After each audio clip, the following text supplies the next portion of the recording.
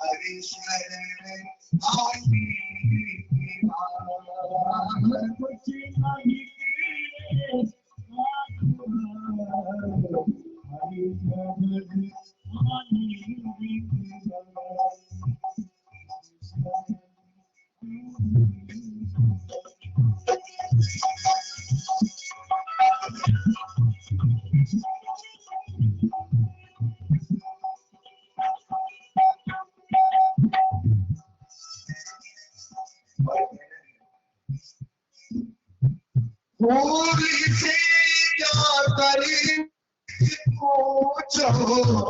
चाहिए इतनी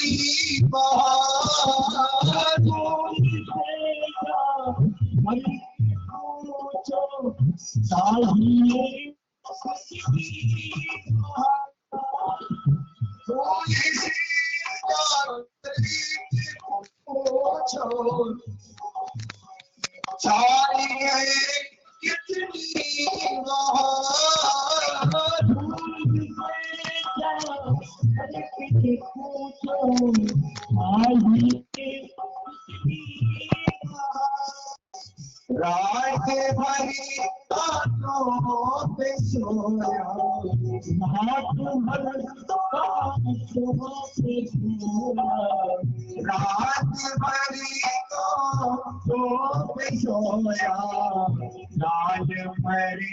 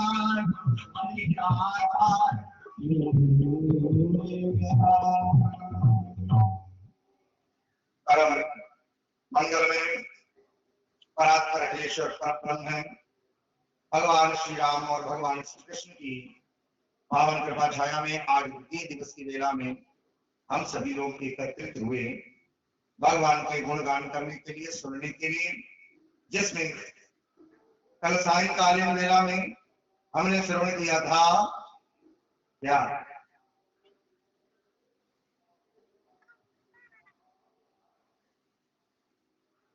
नारद जी ने कहा कि हमने ये जान लिया है कि भागवत की कथा को सुनने से भक्ति, ज्ञान और वैराग्य पुष्ट होते हैं।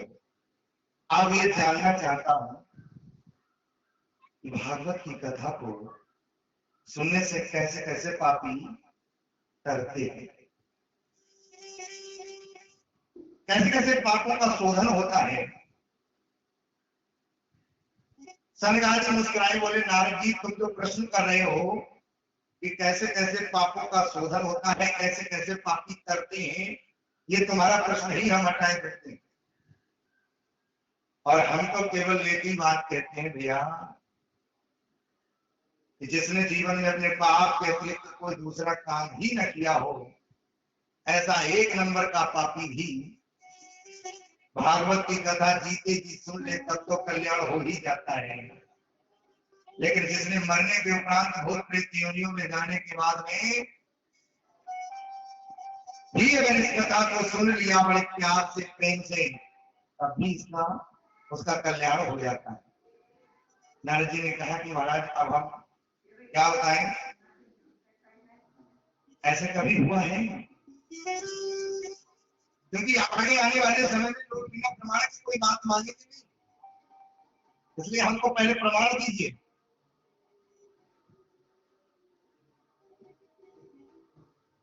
सर्ग आदि मुस्कुराए, बोले सुनो अब हम ऐसे ही तुम्हें एक इतिहास की कथा सुनाने के लिए जा रहे हैं।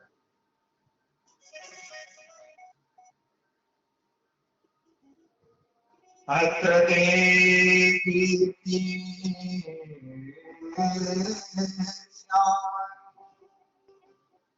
इतिहासं पुरातनम्। बहुत पुरानी बात है भैया, यहाँ पर इतिहास कहा गया है। इतिहास माने क्या होता है? टोनी भैया आगे आगे बैठो, अरे पीछे होशियार बच्चा आगे बैठो, पीछे ना। हाँ पीछे वाले तो अब समझ लो क्या कैसे होते, आगे आगे बैठो तो कुछ हमें भी अच्छा लगे। हाँ हालांकि कछु हम पूछे नहीं, बताइए सब हम ही कह देते हैं। हाँ क्या है?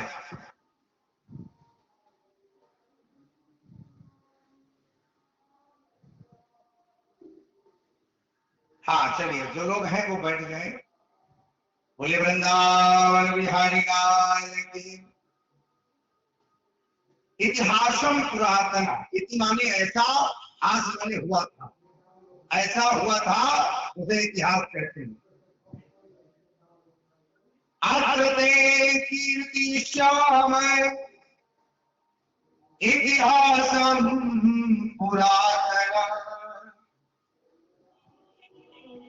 यस्य श्रवण मात्रे पापहानि प्रजायति गतिः। बोले भागवत की कथा अगर कोई पूरी न सुन पाए तो भैया, अगर केवल ये धुंधकारी की कथा बड़े मन से सुन ले और इसी कथा का केवल मनन कर ले तो यस्य श्रवण मात्रेण, इसके सुनने से ही पापहानि प्रजायते, उसके पाप दूर हो जाते हैं बशर्ते इस कथा को सुन ले। अच्छा है, इतनी महिमा? बोले हाँ ठीक है, सुनाइए महाराज। बोले सुनो, एक गांव में एक पंडित जी रहा करते थे और उन पंडित जी का नाम था आत्मदेव शर्मा।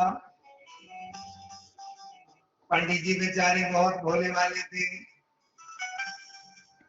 लेकिन दैव योग से, ये बड़ी भगवान की कृपा होती है। क्या? बोले दैव योग से पत्नी मिली बड़ी तरकसा, नाम था धुंधली देवी। जथा नाम तथा गुणा, जब तक आस पड़ोस से अपने भाई भतीजों से झगड़ा न कर ले तब तक पेट का खाना ही हजम नहीं होता। इतना खतरनाक स्वभाव, और ऐसा खतरनाक स्वभाव वाली पत्नी मिलने के बाद में भी पंडित जी बड़े आनंद से जीवन व्यतीत कर रहे थे। लेकिन एक ही कष्ट था हमारे पंडित जी को। क्या? बोले खाने को बहुत था लेकिन कोई खाने के लिए नहीं। सब कुछ दिया है भगवान ने, लेकिन बच्चा नहीं है घर में, कोई बालक नहीं है आंगन में खेलने के लिए।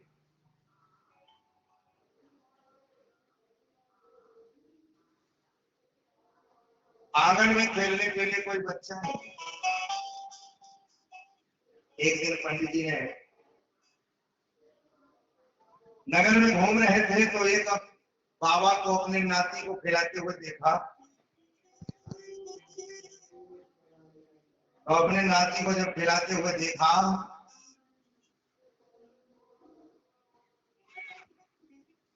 नाती को जब खिलाते हुए देखा, तो पंडित जी को लगा कि काश हमारे घर में भी ऐसा कोई बच्चा होता तो हम भी अपने बच्चे को ऐसे खिलाते। शादी विवाह में जो कैमरा लगता है ना, वो कैमरा केवल फोटो खींचता है, लेकिन ये जो आंख रूपी कैमरा है ना, ये आंख रूपी कैमरा जिसका फोटो खींचती है ट्रॉली भैया, उसको पाने की इच्छा करती है। जिसको देखा तो मन में ये आया ये हमें प्राप्त होना चाहिए। पंडित जी को नहीं लगा विकास हमारे घर में भी ऐसा बच्चा हो। एक बार ऐसे ही एक बाबा जी अपने पोते को खिला रहे थे। एक महात्मा उधर से निकले, बच्चा कहे बाबा बाबा बाबा। महात्मा ने कहा कि बच्चा कह रहा है कुछ तो ध्यान दो, इस अद्भुत कोतली वाणी पर अरे कुछ तो शरण खाओ। बाबा कहने लगे नाती अब तो बाबा हो जाओ। बाबा जी बोले महाराज जब जब हमारा ये नाती हमसे बाबा कहता है तो हमें भी लगता है कि हम बाबा हो ही जाए। अब बाबा हम हो ही जाए। जब जब ये बच्चा हमसे बाबा कहता है कि चलो बाबा हो ही जाए, लेकिन जब जब जब हमारे लड़के का लड़का ये कहता है कि बाबा बाबा बाबा, तो मन में ऐसा लगता है कि अब बाबा हो जाए। लेकिन वैसे ही तब तक आ जाता है बेटी का बेटा। बेटी का बेटा आया, बोले नाना नाना नाना नाना, तो मन होता है लेकिन फिर भी मन होते होते रह जाता है। माने किसकी? नाती की माने की पोते की। तो बड़ा अद्भुत पंडित जी देख रहे हैं, काश हमारे घर में भी ऐसा बालक होता। एक दिन पंडित जी का मूड इतना खराब हो गया, मन में विचार किया ऐसे जीवन से तो जीना व्यर्थ है। घर मरघट के समान लगता है संतान के बिना, इसलिए अब जो है हमें अपने प्राणों को त्याग देना चाहिए। और पंडित जी अपने प्राणों को त्यागने के लिए जंगल में चले। जब जंगल को गए, एक वृक्ष के नीचे आंखों को मलते हुए आंसू बहाने लगे। आंसू बहाते बहाते काफी समय बीता।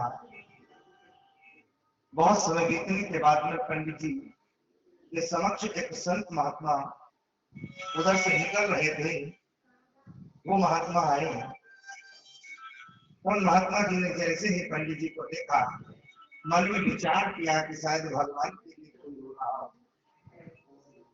भगवत प्राप्ति के लिए रो रहा होगा, तो चलो चल करके इसका कुछ मार्गदर्शन करें।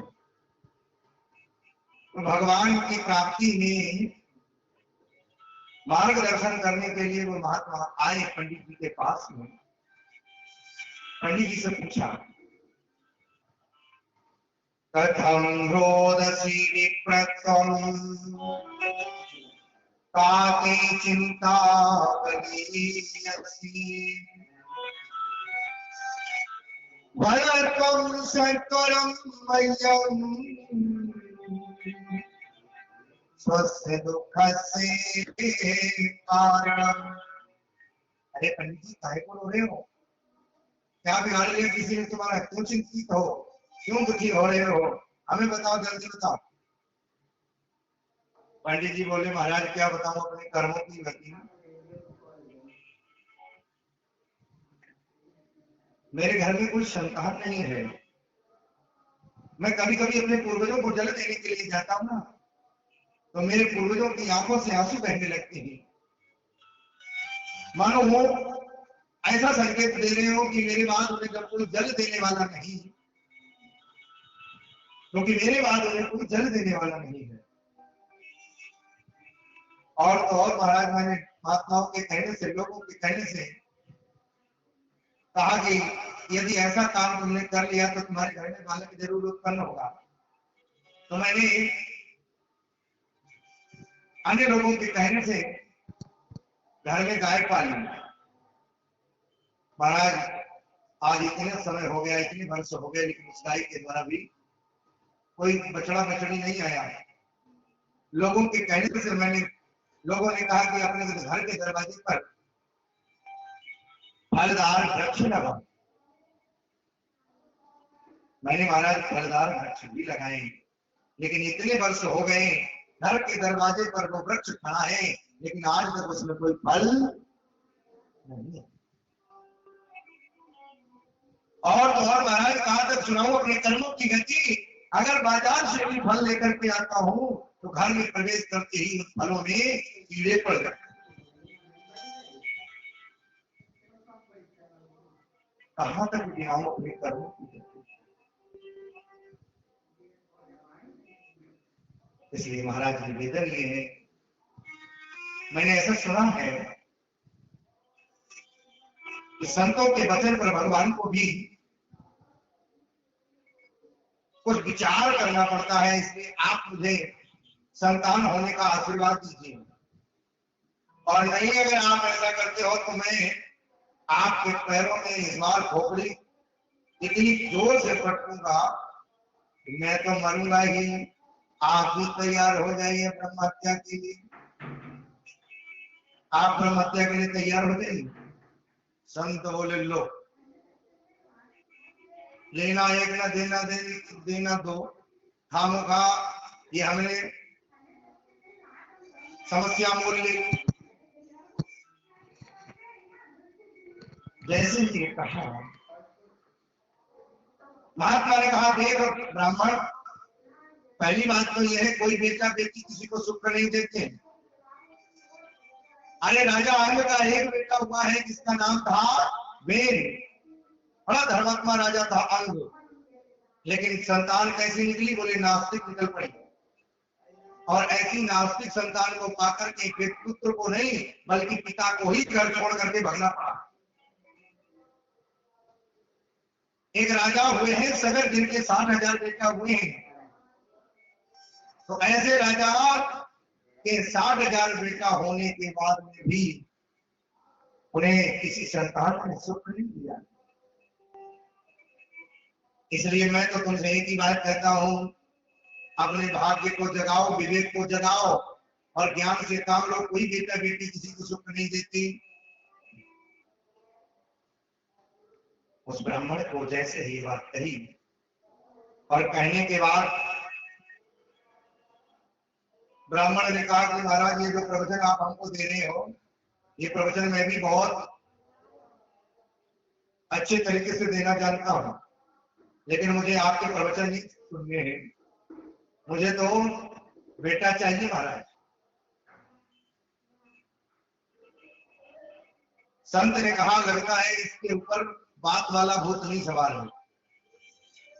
कोई लोग होते हैं, समझा समझा के हार जाओ, लेकिन समझ में नहीं आती जब तक वो लाभ नहीं खाते।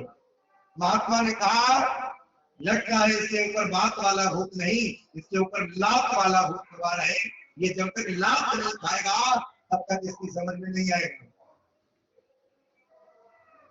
हे ब्राह्मण, मैंने तेरे मस्तक की रेखा को पढ़ लिया है। एक जन्म की कौन कहे, तेरे यहाँ एक जन्म की कौन कहे, 7 जन्म तक तेरे कोई संतान नहीं है। सत्य जन्मावधि तब पुत्रो नैव च नैव च। एक जन्म की कौन कहे, 7 जन्म तक कोई संतान का योग नहीं है। उस ब्राह्मण ने सिर को पटक कहा, बोले रुक जा।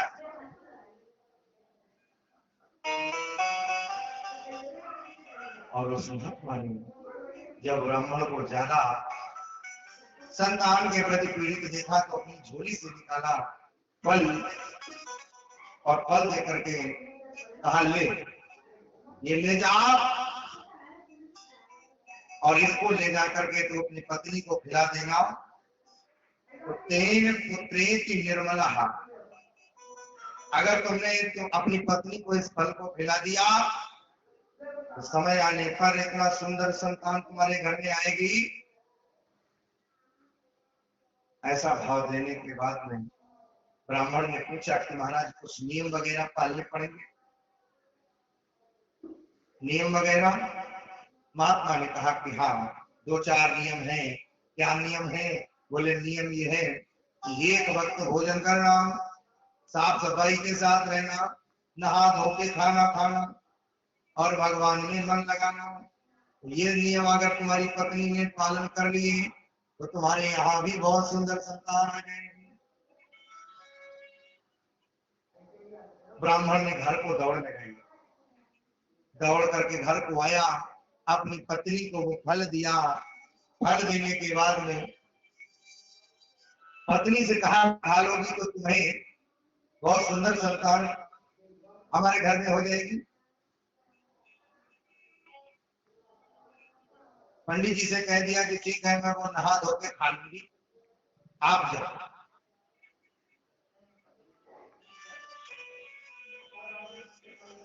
आप जाओ। पंडित जी तो चले गए, फल लिए बैठी है। जैसा नाम, अच्छा बुद्धि के देवता कौन है? बोले ब्रह्मा जी। और ब्रह्मा जी की खोपड़ी जो चारों है वो कुछ न कुछ खुटपुट करती रहती है। ये धुंधुली देवी जो हैं, इनकी भी बुद्धि ही, ये बुद्धि देवी हैं और बुद्धि बिना खटपट किए रह नहीं सकती। दरवाजे पर बैठी है, फल लिए, मन में ये विचार कर रही है कि खाऊं कि ना खाऊं, खाऊं कि ना खाऊं। विचार कर रही है, तब तक आ गई इसकी छोटी बहन। अरे बहना, बड़े मौके से आ गई, मैं तो बड़ी धर्म संकट में पहली हूँ। क्या हुआ? बोले तेरे जीजा जी ये फल लेकर के आए हैं और कह रहे हैं कि इस फल को खा लोगी तो हमारे घर में संतान हो जाएगी। इस छोटी बहन ने उसका और माथा आकर के खराब कर दिया। तो कहा कि देख बहना, अब मैं तुझे एक राय दूं। बोले हाँ। देख बहना, तेरे यहाँ खाने को बहुत है पर खाने वाले नहीं, और मेरे यहाँ खाने वाले बहुत हैं, खाने को नहीं। तो तुम ऐसा करो, जितना समय इस फल को आए हुए हुआ उतने ही समय का मेरे गर्भ है। एक काम करना, समय आने पर जब मेरे संतान होगी तो मैं वो संतान तुझे दे दूंगी और तू मुझे थोड़ा धन दे देना तो मेरा गुजारा हो जाएगा। एक दूसरे में आपस में आदान प्रदान की बात भई। समय आने पर उसके यहाँ बच्चा हुआ। वो बच्चा लाकर के यहाँ धुंधली को दे दिया और धुंधली को देने के बाद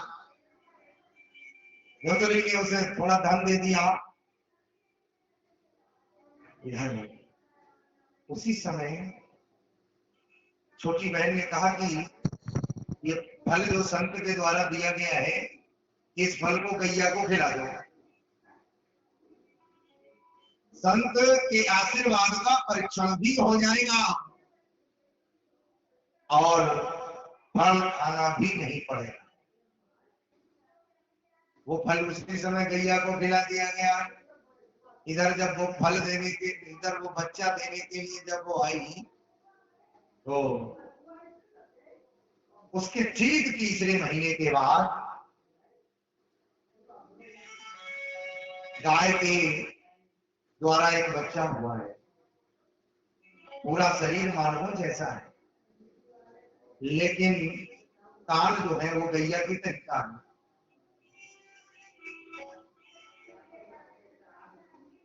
10-11 दिन के बाद में पंडित जी ने अपने दोनों बालकों का नामकरण संस्कार करने का प्लान बनाया।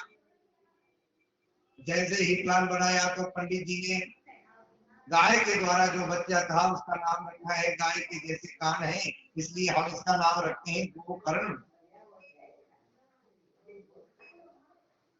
और अपने पुत्र जो कि उस स्त्री के द्वारा दिया गया था उसका नाम रखने ही जा रहे थे। मन में विचार किया कि हमारा नाम है आत्मदेव, मैं मेरे बच्चे का नाम रखूंगा परमात्मा देव। नाम रखने ही जा रहे थे, उसी समय धुंधली देवी कर बोल पड़ी, हे महाराज जी 9 महीने कष्ट तो हमने उठाए हैं, 9 महीने कष्ट तो हमने उठाए हैं, लेकिन नाम आप कैसे रख लोगे? नाम भी नहीं रखोगी कष्ट जब हमने। जैसे ही ये बात कही है पंडित जी भोले भाले थे, बोले ठीक है देवी क्या रखोगी नाम? धुंधली ने कहा कि मेरा नाम है धुंधली और मैं मेरे बच्चे का नाम मेरे से मिलता जुलता ही रखना चाहती हूँ। अच्छा देवी ठीक है, तो आज नाम रखने के लिए धुंधली ने कहा मैं मेरे पुत्र का नाम धुंधकारी रखती हूँ। नाम का भी बहुत बड़ा प्रभाव है। जथा नाम गोकर्ण माने होता है प्रकाश, जो अपने प्रकाश से दुनिया को प्रकाशित कर दे उसका नाम है गोकर्ण। अच्छा धुंधकारी माने, धुंध माने क्या होता है भैया? गांव के लोग हैं सभी लोग जानते हैं, जब धुंधला दिखाई पड़ने लगे शाम के समय एक ऐसा समय आता है जब ना उजाला होता है और ना अंधेरा, और ऐसी भी स्थिति में अगर कोई रस्सी पड़ी है तो क्या मालूम पड़ता है? सांप है, जबकि सांप नहीं है। लेकिन ऐसी स्थिति आती है जब धुंधला धुंधला दिखाई पड़ता है, भ्रम टाइप में हो जाता है, संशय हो जाता है। और वेद ये कहता है, गीता में आता है संशयात्मा विनश्यति, भ्रम वाला व्यक्ति उसका नाश हो जाता है। आप ऐसे मानो जैसे सड़क पे कोई जानवर जब जाता है और गाड़ी निकलती है, आधी रास्ता गया और फिर लौटने लगा तो लगी टक्कर। अगर ये निर्णय कर लिया होता कि हमको पार जाना है, अगर पार चला जाता तो हो सकता है वो दुर्घटना से बच जाता, लेकिन लौटने लगा तभी लग गए थे। कहने का भाव यह है संशयात्मा विनश्यति, भ्रम वाले का, धुंधले वाले का, धुंधलापन देखने वाले का नाश हो जाता है।